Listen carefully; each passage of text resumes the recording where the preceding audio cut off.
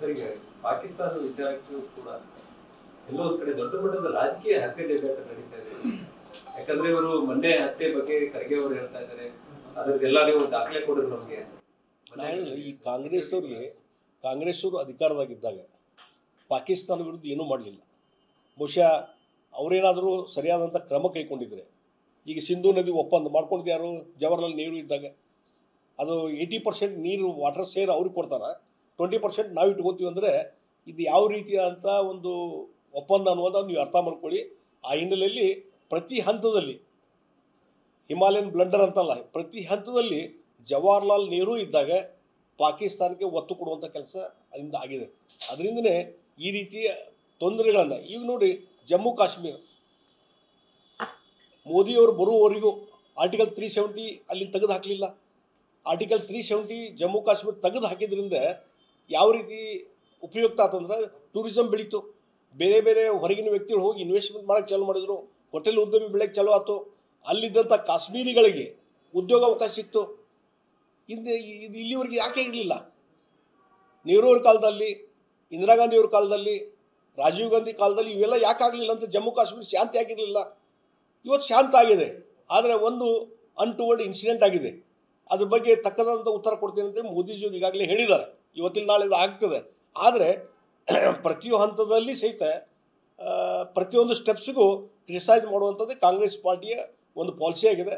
ಖರ್ಗೆ ಅವ್ರು ಹೇಳ್ತಾರೆ, ನಿನ್ನೆ BJP ಅವರು RSS ಅವರು ನೋಡ್ತೀವಿ ಒಂದು ಕೈ, ನಾವೇನಾದರೂ ಫೀಲ್ಡಿಗೆ ಇಳಿದ್ರೆ ನೀವು ನಿಮ್ಮ ಅಡ್ರೆಸ್ಸೇ ಇರೋದಿಲ್ಲ ಅಂತ ಹೇಳ್ತಾರೆ. ನಿಮ್ಗೆ ಯಾರು ಬೇಡ ಅಂದ್ರೆ ಫೀಲ್ಡ್ ಇಳಿಯೋಕ್ಕೆ? ನೀನು ಹುಬ್ಳಿಲಿ ಹೇಳ್ತಾರೆ ಖರ್ಗೆ ಅವರು, RSS BJP ವಿರುದ್ಧ ನಾವು ಹೋರಾಟ ಮಾಡ್ತೀವಿ, ನಾವೇನಾದ್ರು ಮನಸ್ಸು ಮಾಡಿದರೆ ನಿಮ್ಮನ್ನು ಪೂರ್ತಿ ನಾಶನ ಮಾಡಿಬಿಡ್ತೀವಿ. ಆಯ್ತು, ನಿಮಗೆ ಯಾರು ಬೇಡ ಅಂದರು? ನಿಮ್ಮಲ್ಲಿ ಲೀಡರ್ಶಿಪ್ ಸಿಗಿಲ್ಲ. ಒಂದು ಕುಟುಂಬ ಮೇಲೆ ಡಿಪೆಂಡ್ ಆಗಿದೆ ಖರ್ಗೆ ಅವರೇ. ಒಂದು ನೆಹರು ಕುಟುಂಬದ ಮೇಲೆ, ಇಂದಿರಾ ಗಾಂಧಿ ಕುಟುಂಬದ ಮೇಲೆ ಡಿಪೆಂಡ್ ಆದಂಥ ಪಾರ್ಟಿ ನಿಮ್ಮದು. ನಿಮ್ಮ ಮಾತು ಯಾರು ಕೇಳ್ತಾರೆ? ಖರ್ಗೆ ಅವರೇ ಯಾರು ಕೇಳ್ತಾರೆ? ಅಲ್ಲಿ ಸೋನಿಯಾ ಗಾಂಧಿಯವರು, ರಾಹುಲ್ ಗಾಂಧಿಯವರು ಏನು ಹೇಳ್ತಾರೆ ಅದನ್ನೇ ಕೇಳುವಂಥ ನೀವು ಅಧ್ಯಕ್ಷರು, ಕೈಗೊಂಬೆ ಅಧ್ಯಕ್ಷರು ನೀವೆಲ್ಲರೂ. ಅದು ಬಿಟ್ಟು ಇವತ್ತು ಹಿಂದೆ ನೆಹರು ಅವ್ರ ಕಾಲದಲ್ಲಿ, ಇಂದಿರಾ ಗಾಂಧಿ ಕಾಲದಲ್ಲಿ ಆಗದಿದ್ದಂಥ ಕೆಲಸವನ್ನು, ರಾಜೀವ್ ಗಾಂಧಿ ಇದ್ದಂಥ ಕಾಲದಲ್ಲಿ ಆಗದಿದ್ದ ಕೆಲಸವನ್ನು ಮೋದಿಯವರು, ಅಮಿತ್ ಶಾ ಮಾಡಿದ್ದಾರೆ. ಅದನ್ನ ಅಪ್ರಿಷಿಯೇಟ್ ಮಾಡೋದು ಬಿಟ್ಟು ಬರೀ ಪ್ರತಿ ಹಂತದಲ್ಲಿ ಹುಳುಕನ್ನು ತೆಗೆದು ಹಾಕುವಂಥದ್ದು, ಆ ರೀತಿ ಮಾಡೋದ್ರಿಂದ ನಿಮ್ಮ ಕಾಂಗ್ರೆಸ್ ಪಾರ್ಟಿ ಏನು ಉದ್ಧಾರ ಆಗೋದಿಲ್ಲ. ಅದಕ್ಕಾಗಿ ಈ ರೀತಿ ಆಪಾದನೆ ಮಾಡೋದು ನಿಲ್ಲಿಸ್ರಿ. ಸರ್ಕಾರಕ್ಕೆ ಎಲ್ಲ ರೀತಿ ನೈತಿಕ ಬೆಂಬಲ ಕೊಡಿ. ನೀವು ಅಂಕರ್ ಫೀಲ್ಡಿಗೆ ಬಂದು ಕೆಲಸ ಮಾಡೋದಿಲ್ಲ, ನೈತಿಕ ಬೆಂಬಲ ಕೊಡಿ ಸಾಕು. ಮೋದಿಯವರು ಎಲ್ಲ ರೀತಿ ಕೆಲಸ ಮಾಡ್ತಾರೆ. ಅವರು ದೇಶದ ಭದ್ರತೆ ದೃಷ್ಟಿಯಿಂದ ನೀವು ಕೂಡ ನೋಡಿದಾಗ ಈ ರೀತಿ ಒಂದು ರಾಜಕೀಯ ಸಲುವಾಗಿ ಸುಖ ಸುಮ್ಮನೆ ನಮ್ಮ ಆಂತರಿಕ ವಿಚಾರಗಳಲ್ಲಿ ಅದಕ್ಕೆ ನೋಡಿ ಏನಾಗಿದೆ. ರಾಹುಲ್ ಗಾಂಧಿ ಅಂತ ಒಬ್ಬ ಅಪ್ರೂವ್ದದ್ದ ಅಂದರೆ ಇಮ್ಮೆಚ್ಯೂರ್ಡ್ ಲೀಡರ್. ಈಗ ಅಮೇರಿಕ ಹೋಗ್ತಾರೆ. ಅಮೇರಿಕ ಹೋಗಿ ಭಾರತದ ಗೌರವ ಹೆಚ್ಚಳ ಮಾಡುವ ರೀತಿಯಲ್ಲಿ ಕೆಲಸ ಮಾಡಬೇಕು, ಸ್ಟೇಟ್ಮೆಂಟ್ಗಳು ಕೊಡಬೇಕು.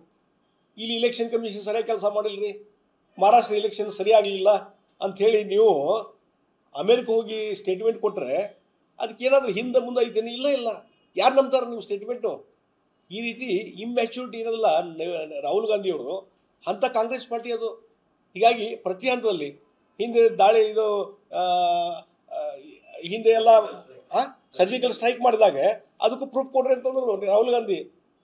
ಅಂದ್ರೆ ಯಾವುದು ಸರ್ಕಾರದ ನಿರ್ಧಾರಗಳನ್ನು ಸರ್ಕಾರದ ಅಧಿಕೃತ ಪ್ರಕಟ ಮಾಡಿದ ಮೇಲೂ ಸಹಿತ, ಪಾಕಿಸ್ತಾನದ ಅದು ಒಪ್ಪಿದ ಮೇಲೂ ಸದ್ಯಕ್ಕೆ ನೀವು ಸಾಕ್ಷಿ ಪೂರ್ವಕ ಇರ್ತೀರಂದ್ರೆ ಅಂದರೆ ದೇಶದ ಬಗ್ಗೆ ನಿಮ್ಗೇನು ಕಳಕಳಿ ಇಲ್ಲ, ಭದ್ರತಾ ವ್ಯವಸ್ಥೆ ಬಗ್ಗೆ ಏನೂ ಕಳಕಳಿ ಇಲ್ಲ. ನಿಮ್ಮ ಕಾಲದಲ್ಲಿ ನೀವು ಏನೂ ಮಾಡಲಿಲ್ಲ, ದೇಶಕ್ಕೆ ಶಾಂತಿ ತರಲಿಕ್ಕೆ ಏನೂ ಮಾಡಲಿಲ್ಲ. ಇವತ್ತು ಬೆಳಗಿನ ಸಾಯಂಕಾಲ ಮೋದಿಯವರು ಟೀಕಾ ಮಾಡೋದ್ರಲ್ಲಿ ಅರ್ಥ ಇಲ್ಲ ಅಂತ ಹೇಳ್ತೇನೆ ನಾನು. ನೋಡಿ ಈಗ ನೋಡಿ, ಇದರಿಂದ ಭಾಳಷ್ಟು ಈಗ ಅಮೇರಿಕಾದ ನಿನ್ನೇನು ವಕ್ತಾರರು ಹೇಳಿದರು, ನಾವು ಭಾರತ ದೇಶಕ್ಕೆ ಎಲ್ಲ ರೀತಿ ಸಪೋರ್ಟ್ ಕೊಡ್ತೀವಿ ಅಂತ ಹೇಳಿದ್ದಾರೆ. ಹೀಗಾಗಿ ಭಾರತ ದೇಶ ವಿಶ್ವದಲ್ಲಿ ಎಲ್ಲ ನಾಯಕರ ಜೊತೆ ಒಂದು ಒಡನಾಟ ಇಟ್ಕೊಂಡಿದ್ದಾರೆ. ಎಲ್ಲರೂ ವಿಶ್ವಾಸ ತೆಗೆದುಕೊಂಡು ಡೆಫಿನೆಟ್ಲಿಯಾಗಿ ಇವತ್ತಿನ ನಾಳೆ ಸರಿಯಾದಂಥ ಪ್ರತ್ಯುತ್ತರವನ್ನು ಮೋದಿಯವರು ಕೊಟ್ಟೇ ಕೊಡ್ತಾರೆ ಅಂತ ವಿಶ್ವಾಸ ನನಗಿದೆ. ಹೈ ಅಲರ್ಟ್ ಕೂಡ ಆಗಿದೆ, ನೀವು ಕೂಡ ಡಿಫೆನ್ಸ್ ಅಲ್ಲಿ ಈಗಿನ ಪರಿಸ್ಥಿತಿ ಯಾವ ರೀತಿ? ಅಲ್ಲ ಏನಿಲ್ಲ, ಈಗಿನ ಪರಿಸ್ಥಿತಿ ಏನಿರೋದು ಇರ್ತದೆ. ಆದರೆ ಮೋದಿಯವರು ಹಂತ ಹಂತವಾಗಿ ಎಲ್ಲ ರಾಷ್ಟ್ರಗಳ ವಿಶ್ವಾಸವನ್ನು ತೆಗೆದುಕೊಂಡು ಯಾವ ಸಂದರ್ಭದಲ್ಲಿ ಯಾವ ರೀತಿ ಒಂದು ಪ್ರತ್ಯುತ್ತರ ಕೊಡಬೇಕು ಆ ಕೆಲಸವನ್ನು ಅವ್ರು ಮಾಡ್ತಾ ಇದ್ದಾರೆ. ಅದು ಕೊಡಲೇಬೇಕನ್ನೋದು ನನ್ನ ಅಭಿಪ್ರಾಯ. ಪ್ರತ್ಯುತ್ತರ ಕೊಡಲೇಬೇಕನ್ನೋದು ಜನರ ಭಾವನೆಯೂ ಇದೆ.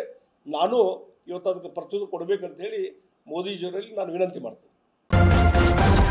ನ್ಯೂಸ್ ಫಸ್ಟ್ ನಿರ್ಭೀತಿಯಿಂದ ನಿಮ್ಮ ಪರವಾಗಿ.